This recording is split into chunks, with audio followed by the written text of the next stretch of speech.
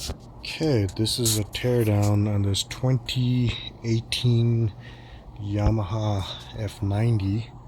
As you can see, that's the bare block, and the intake manifold.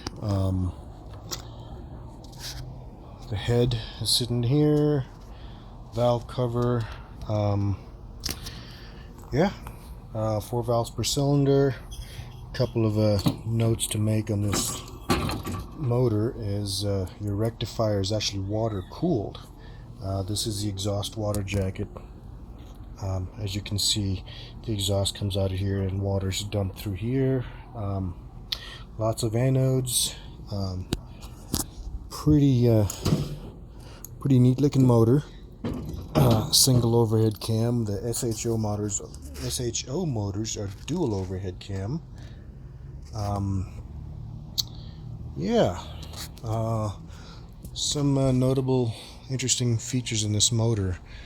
Lots of hoses, of course, but the water filter has a water sensor in it.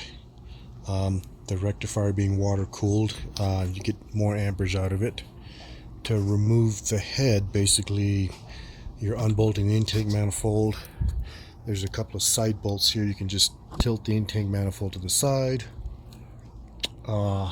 Top of the timing belt just slips off. You don't have to take the top off. Top of the motor. This is a Mitsubishi flywheel, if you can see.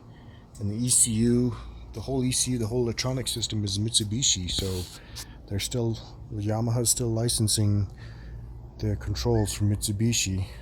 But hopefully the next time you see this motor, it should be running. What did I find out? When I pull the head off, so as you're looking at this motor, the exhaust bolts are on the left hand side. All the exhaust bolts popped off without me applying too much force. The intake bolts, I had to crank on them. When I took it off, I did notice that the head gasket was blown and the head is warped by 12 thousandths. So the maximum warpage is 30 thousandths, and after 30 thousandths you throw the head away. This one's warped 12 thousandths. So I can recover this. The head gasket is $150 and machine shop time. So we'll see what happens.